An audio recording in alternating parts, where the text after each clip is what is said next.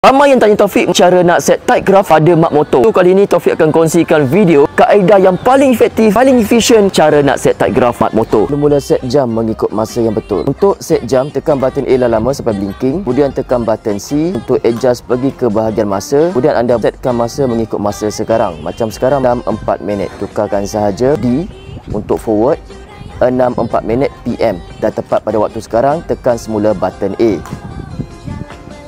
Kemudian pastikan kalender sama. Untuk set kalender, tekan button A sampai blinking. Kemudian pergi ke mood sampai ke bahagian kalender. Pastikan tahun yang tepat. Kemudian tekan lagi button C untuk pergi ke bulan. Tekan semula ke button C untuk pergi ke hari bulan. Dah selesai, tekan semula button A sehingga ke muka paparan jam.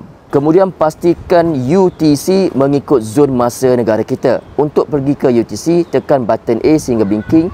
Kemudian tekan button C sehingga pergi ke UTC. Dan pastikan UTC mengikut zon negara kita. Apa itu UTC?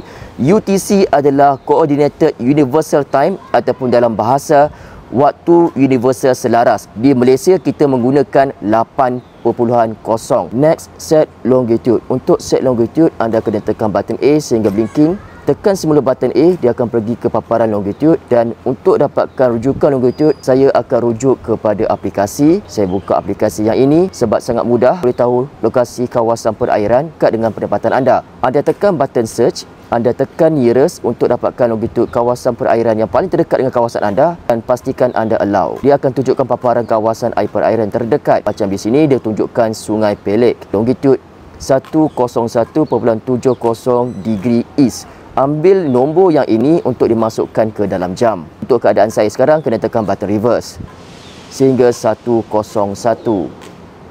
Sudah selesai, tekan semula button A. Next, set interval time. Untuk pergi ke mood interval, tekan button A sehingga blinking, tekan semula button A dan tekan button mood sehingga ke mood interval. Untuk dapatkan time interval, ikut formula yang saya buat ni. Pastikan mood interval anda kosong dulu nilainya. Jika ada number, adjust sahaja dengan button di sebelah sini dan juga button di sebelah sini. Sediakan kertas, sediakan pen, rujuk ke aplikasi dan pergi ke tarikh hari ini. Untuk kita rujuk ke bahagian high tide, pilih salah satu sama ada bahagian pagi ataupun belah petangnya. Saya ambil jam 6.58. Buat perbandingan dengan bacaan high tide pada jam, tekan button C, pergi ke bahagian tide dan laraskan ke bahagian high tide. Dia adalah bermula antara jam 1 hingga jam 2. Jadi kita ambil jam 1. Letakkan dekat sini jam 1. Dan pastikan pula ini kena sama. Dekat sini AM. So dekat sini pun pastikan AM. Kalau ada P bermaksud PM. So pastikan pada waktu pagi. So 6.39 pagi tolak 1 pagi. Buat dalam kiraan format jam. 39 minit tolak kosong jadi 39 minit lah dekat sini.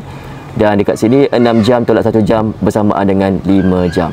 Jadi ada 5 jam 39 minit. Ini dah waktu yang anda kena masukkan dalam masa interval. Tekan button A sehingga blinking. Tekan semula button A dan pergi ke mood interval. Masukkan 5 jam 39 minit tadi ke dalam bacaan ini. Di yang pertama ini pergi ke bahagian forward sehingga jam 5. Kemudian pergi ke button sebelah dengan menekan button mood untuk laraskan ke 39.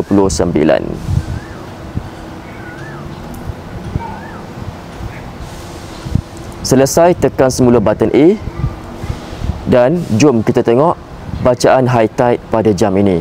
Tekan button mood dan boleh lihat dekat sini air pasang pada waktu pagi berlaku pada jam 6 hingga jam 7.